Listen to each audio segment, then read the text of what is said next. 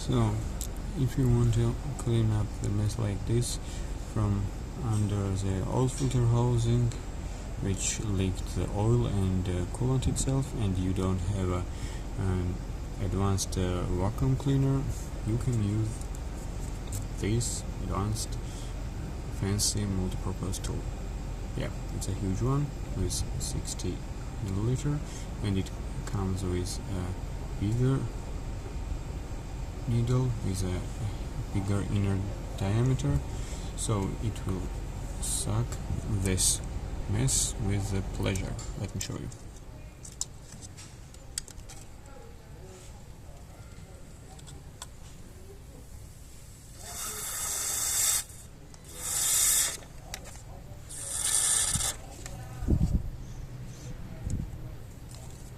That's it, a quick tip from me.